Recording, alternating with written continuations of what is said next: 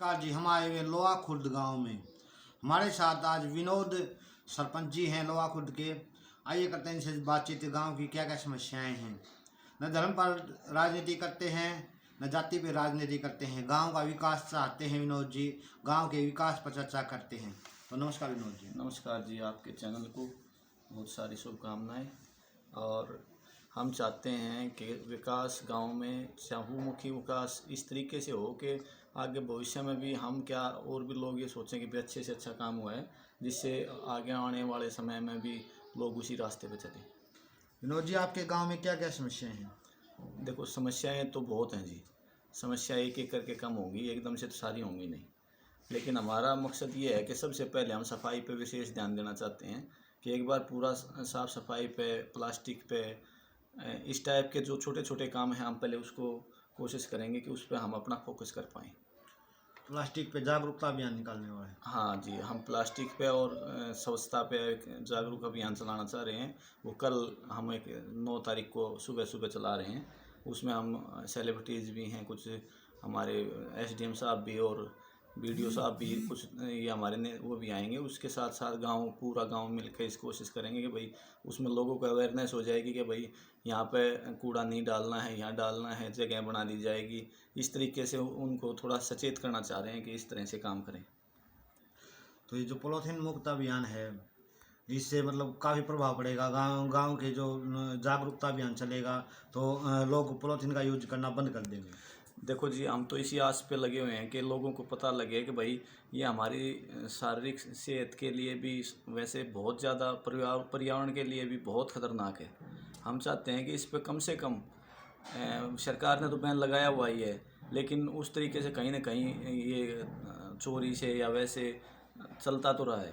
तो इसको हम पहले तो लोगों को अगर जागरूक कर दें कि चीज़ नहीं खरीदनी, अगर उसको लोगों को समझ आ जाती है तो ये हम कामयाब हो पाएंगे इसमें। पॉलीथीन बैग के क्या दुष्परिणाम हैं?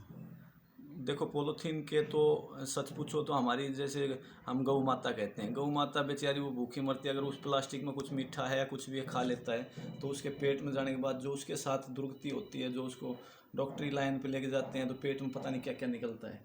ऐसे ही और पर्यावरण के लिए लगा लो, खेतों में लगा लो, कहीं पे भी ले जाओ, ये ना गलती है ना और कुछ होता है। इससे तो सबसे बड़ा पर्यावरण में नुकसान है। पॉलीथीन बैग से जो मानव जाति पर क्या प्रभाव पड़ता है? मानव जाति पे ऑटोमेटिक हमारे इतने इसमें से विकिरण निकलते हैं, जो बहुत सी ऐसी ये हैं हमारी, जो इसमें से बहुत ज़्यादा दुष्परिणाम होते हैं इनके। और अगर बात करें साफ सफाई की, स्वच्छता और सौंदर्यीकरण के लिए आपके क्या प्रयास रहेंगे? हम चाहते हैं कि हमारे गांव में एक ऐसा वातावरण बने कि सब लोग सफाई के लिए हम कोशिश कर रहे हैं। अगर सरकार से हमें मिल पाता है तो एक ट्रैक्टर ट्रैली या मान ली कोई टेम्पू इस टाइप का जो गली से घूमे, सब उसमें डाल दें, वो बाहर डाला जाए। लेकिन अब लोग अपने सरों पे लेके जाते हैं तो कहीं पे भी रोड पे या कहीं पे भी डाल देते हैं। तो हम उसका एक जगह निश्चित कर रहे हैं वहाँ, उसके अलावा ना डालें। दूसरा, हम एक कोशिश कर रहे हैं, चाहे हम पर्सनली गांव की पंचायत की तरफ से या गांव के लोगों की तरफ से कोई ट्रैक्टर ट्रेली या कुछ भी ऐसा कुछ कोशिश कर रहे हैं कि हम एक वो अगर गलियों में के घुमा देते हैं तो उससे हम अपना काफ़ी कचरा यहाँ से उठा के बाहर फेंक सकते हैं और वो गलियों में ना घूमेगा। लोहा खुर्द गाँव में किसानों से संबंधित क्या क्या समस्या है? देखो जी, किसानों को तो आप फिलहाल ये मानो आप, भगवान ने ऐसी चोट मारी है कि इससे बड़ी चोट मैंने अपनी ज़िंदगी में तो देखी नहीं है। बिल्कुल 100% नुकसान गांव में फसल से हुआ है, ओलावृष्टि से। कोई 15 किलो अनाज लेके आ रहा है एक एकड़ में से, कोई 20 किलो लेके आ रहा है, कोई 25 किलो लेके आ रहा है। बड़ा दुख होता है उसमें, बस पूछो मत, इतना बुरा हाल है।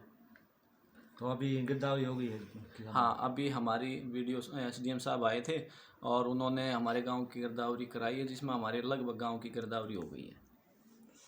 गरीबों से संबंधित क्या क्या समस्याएं गाँव में? गरीबों के भी लिए जी देखो, समस्याएं तो बहुत हैं। समस्याएं तो आप जितनी भी आप उठाओगे तो समस्याएं ही समस्याएं हैं, लेकिन समस्याएं सुधारने में हम समस्याएं कम करें, 2 करें, 3 करें, उसी से हमारी समस्याएं आहिस्ता आहिस्ता कम होंगी।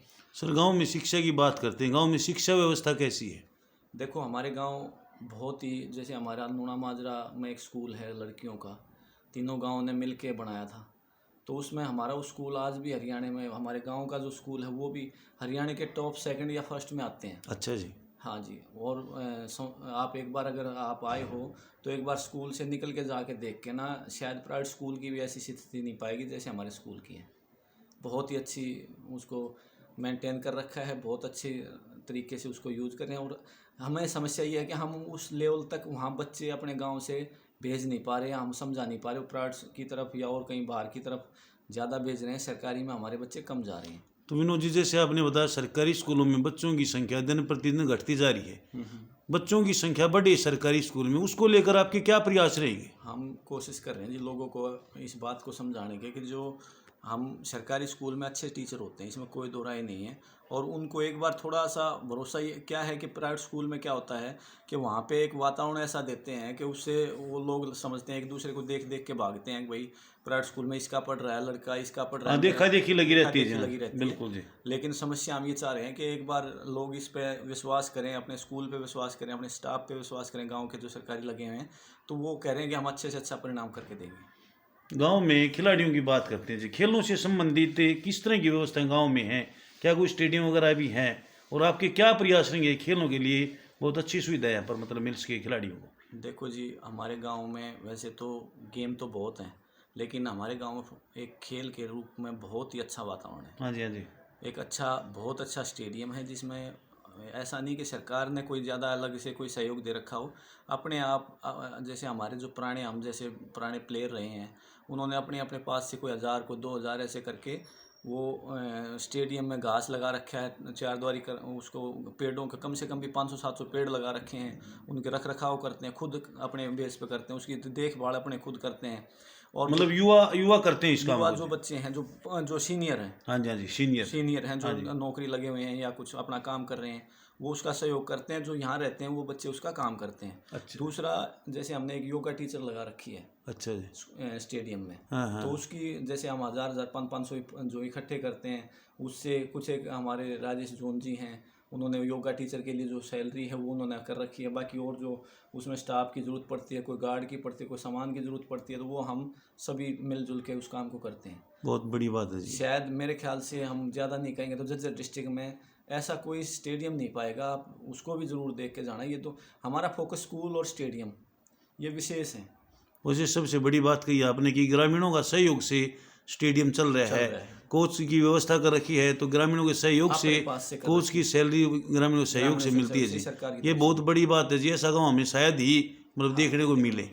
अब जैसे बात करते हैं जी, गाँव में स्वच्छता और सौंदर्यीकरण को लेकर जैसे आपने डिस्कस किया कि पॉलीथीन मुक्त होना चाहिए, और आपके भी प्रयास हैं, आपके प्रयास रहेंगे। जैसे आप बता रहे हो 1-2 दिन में जैसे यहाँ पर लोगों को जागरूक करोगे, अधिकारियों को बुला रहे हो, ये बहुत बड़ी बात है जी।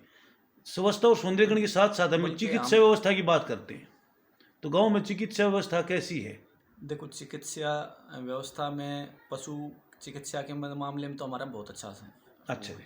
वो बड़ा है, हॉस्पिटल भी है, डॉक्टर भी हैं, दवाइयाँ भी हैं, और उसमें काफ़ी हद तक हम सक्सेस भी हैं। हाँ जी, हाँ जी। रही बात पीएचसी वगैरह की, जो हमारी अभी चालू होने वाली, कुछ और भी आने वाली हैं अभी, जैसे वो भी हमारे जैसे हमारी आंगनवाड़ी वाली हैं या इनके साथ जो वो लगी हुई हैं, वो काफ़ी काम कर रही हैं। अच्छा, उसमें भी प्रोग्रेस है। बहुत बढ़िया जी। एक जैसे हमने देखा है, डॉक्टरों से हम थे, जो डॉक्टर जो सुई का यूज और पॉलीथीन का यूज कर देते हैं, यूज होने के बाद उसको वैसे ही डाल देते हैं डस्टबिन में वगैरह। इससे मतलब एक तो पर्यावरण पर भी प्रभाव पड़ता है, और आप समझ सकते हो अगर वो सुई अगर किसी को लग जाए तो कितना दुष्प्रभाव होगा। तो इस प्रकार के जो स्वच्छ भारत मिशन के अभियान हैं, वो उसमें किस प्रकार कारगर साबित हो सकते हैं डॉक्टरों की लाइन में? उसमें हम देखो, डॉक्टरी लाइन, बड़े बुजुर्ग, पढ़े लिखे हमारे जितने साथी और कुछ, सबको हम इसी चीज़ पे एक प्लेटफॉर्म पर लाना चाहते हैं कि सबको इस चीज़ का पता लगे कि हमने क्या करना है, हमारे गांव की क्या दिशा होनी चाहिए, हमने क्या कोशिश करनी चाहिए। तो उसमें जब हम सब मिलकर, देखो एक आदमी कोई भी कुछ भी नहीं कर सकता। बिल्कुल बिल्कुल जब जी। पूरा गांव का सहयोग मिलने लग तभी जाएगा, कुछ नई तब चीज उसको- बनेगी जी। और उसमें शुरुआत तो कहीं ना कहीं करनी करनी पड़ेगी जी। तो शुरुआत जब हम करते हैं तो शुरुआत में जितने मान लें हम 10 आदमी काम स्टेडियम के रूप में लगा लो आप, हमने शुरू में 5-10 बच्चों ने शुरू किया कि भाई हम इस काम को कर लें, सब साथ दिया, तो सभी इसने साथ देना शुरू कर दिया। उसमें अच्छे हमारे परिणाम भी आ रहे हैं। आज कम से कम 100, 125, 150 बच्चे एक स्टेडियम में, एक शाम के टाइम आप देखोगे तो 150 बच्चे जब एक स्टेडियम में खेलते मिलते हैं, हमें बड़ा खुशी होती है, बहुत बड़ी बात छोटे है। से लेके बड़े तक। बिल्कुल जी। दूसरा, हमने कोई 1-2 ग्रांट भी अगर आई है तो सबसे पहली ग्रांट देने का काम हमने, चाहे वो 4 द्वारी का है, चाहे उसके ऊपर चारों तरफ से ट्रैक का है, वो हमने सारा स्टेडियम में ही दिया है। तो हमारे साथ आज सरपंच जी थे लोहा खुर्द गांव के, और जिन्होंने बताया कि इस गांव में क्या क्या समस्याएं हैं। सबसे बड़ी बात है सरपंच की कि वो पॉलीथीन बैग मुक्त करवाना चाहते हैं।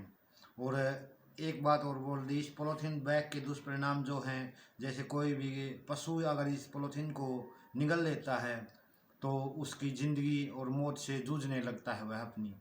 तो जैसा कि प्रधान जी का ये अभियान एक कैंपेन बन चुका है। अब बड़े बड़े अधिकारी आ रहे हैं कल इनके प्रोग्राम में, तो पूरा गांव एक इस प्रकार की 23 देशों से हमारी जो सुंदरियां हैं वो भी कल सफाई अभियान में हमारे हिस्सा ले रही हैं।